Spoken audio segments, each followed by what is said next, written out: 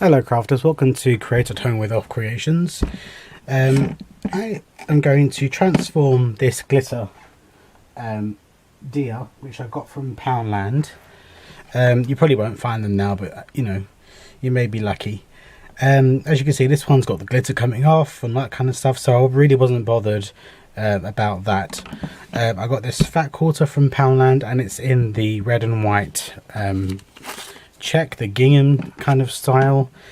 I'll tell you what size this is. This is 18 inches by 21 inches, and what I'm going to do is I'm going to cut lengths of this this material, and I'm only going to cut them so they are two squares wide. So you've got the red then the white, and then I'm going to cut it so I end up with something which is about, I'm going to have to trim this one down because obviously this one wasn't cut very well at the manufacturers, because it's turning out to be 3 squares long. So let me just get this sorted. And it doesn't have to be perfect by any means. So now I'm going to just cut this end off because I don't want it to be 3, I want it to be 2.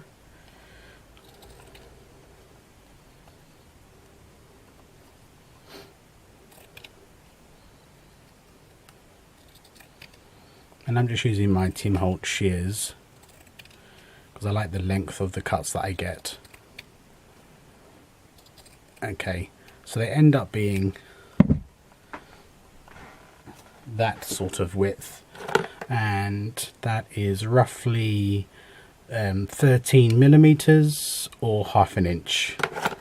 So I'm going to cut all this material into those lengths of, or shall I say strips, into those strips.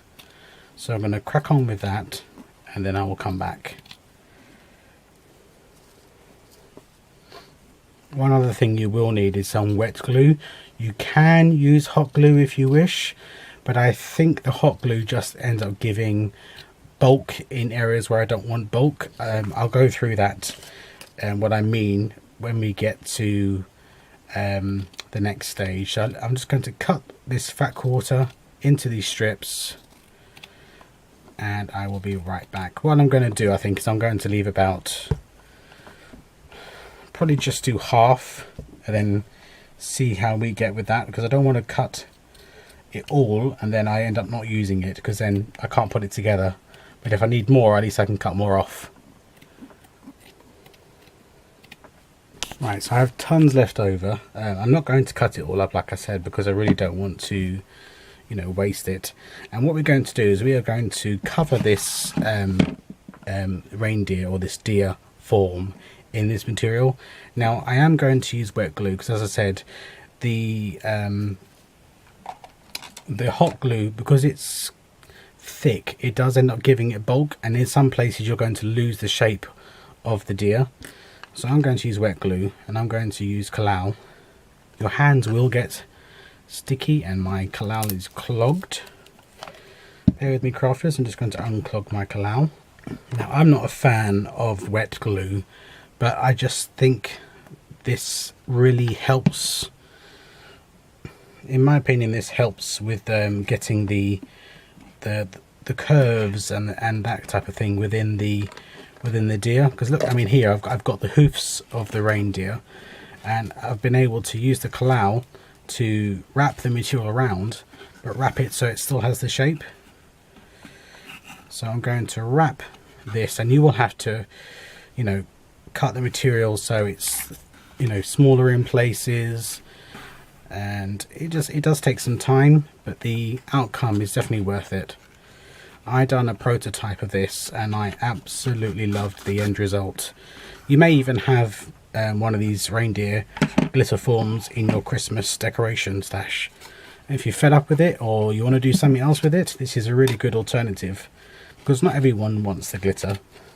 But this is a really cheap way of updating the reindeer look. And obviously, as many of you are aware, my theme for the main living room tree this Christmas of 2018 is woodland theme. So this plaid and this gingham goes really well with that theme. And I'm just going to take the material and wrap it wherever it needs to go. At the end, put more canal glue and let it go wherever it needs to go. And because I'm using the wet glue, it does give the contours better than you will do with the hot glue. But it is it's personal preference. Personally, I would use a wet glue. I know my hands are hurting, but this gets caught in with the reindeer and the material, so I'm going to take my supports off. So I'm just going to do this and fast forward this section of the video.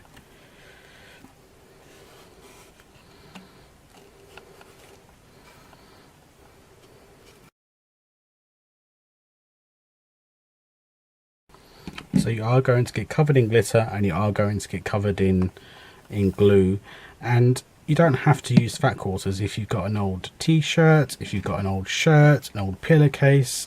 In fact, Poundland do this set of 2 tea towels and they would work really well. They are thicker, so they may not be as suitable for this particular craft, but there are so many different bits of material that you may have laying around at home that you could do this with. Maybe an old cushion cover that you don't want anymore, but you still like the pattern or the colour. Just think outside the box. So a lot of my videos this year for the Elf Creations channel are going to be woodland themed, because obviously that's the main theme of my tree this year. And then the dining room tree is going to be kind of polar bears and snow.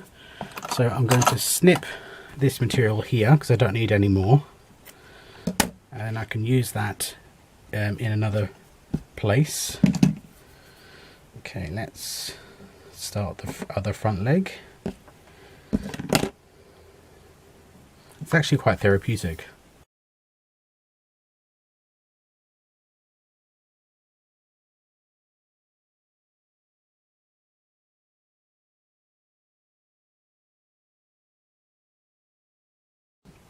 Now, one area I'm not going to cover is the antlers.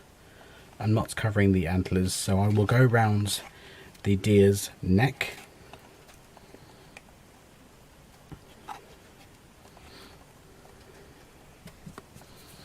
And I'll go around his ears and his snout, but I won't go my mad father in the background if you can hear him. It's time for my animals to have their dinner. We have 1 dog, a miniature Jack Russell, and 3 cats.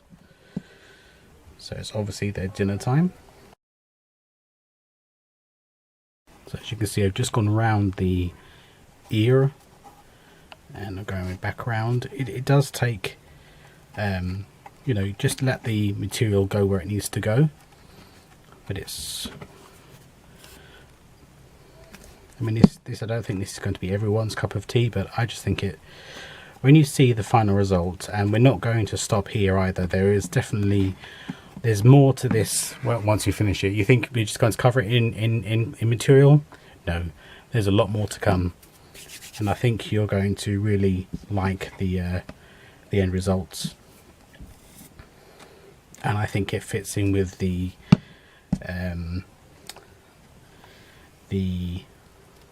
trying to think what it's called now, the woodland theme really well.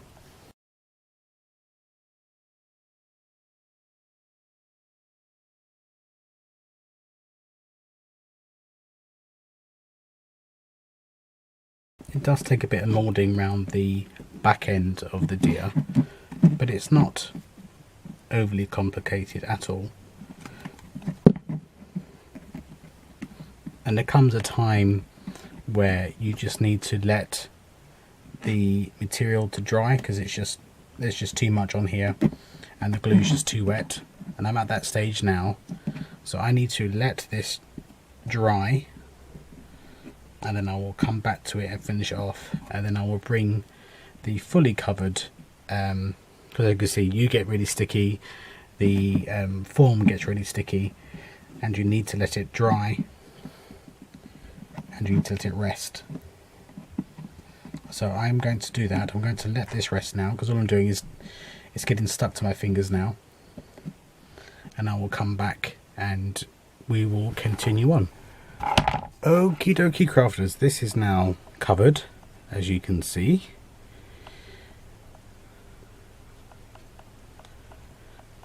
So what I'm going to do next is I'm going to paint these antlers. I'm just going to use my gesso, and I'm going to paint these antlers white.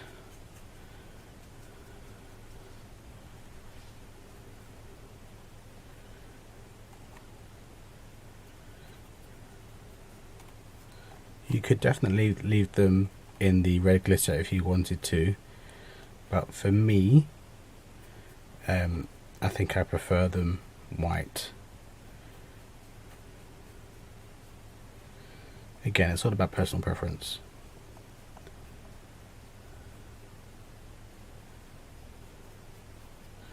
Do what's going to go with your theme.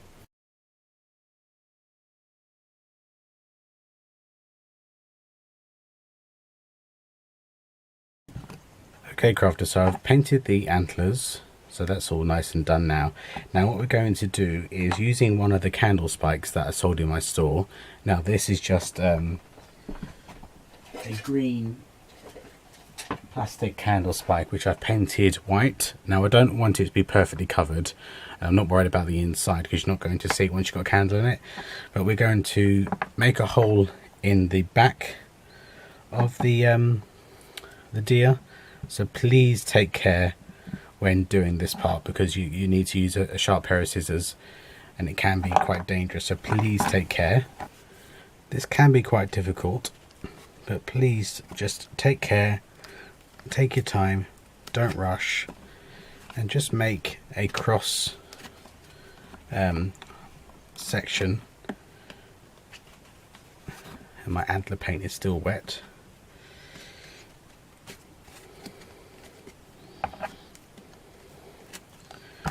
Just big enough to submerge the candle spike, and he goes in quite nicely. So I'm just going to put some hot glue on the underside of this candle spike just to secure it in.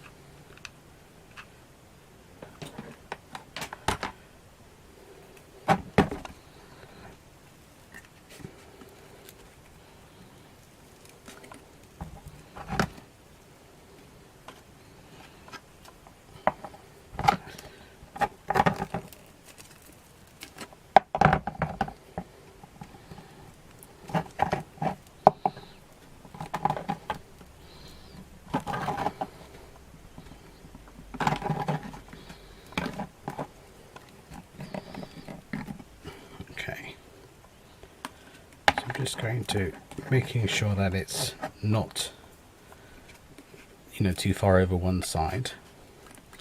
Okay, so we end up having that. Now around the outside I'm going to use some, oh, stand up.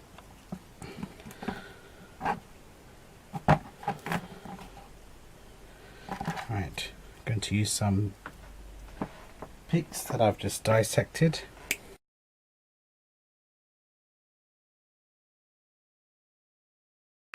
This deer I've got slightly wobbly because one of the legs is too short. But that is not going to bother me.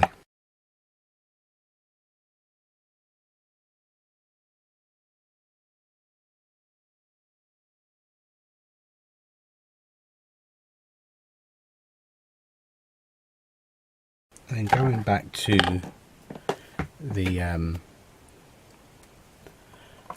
the white gesso. I'm going to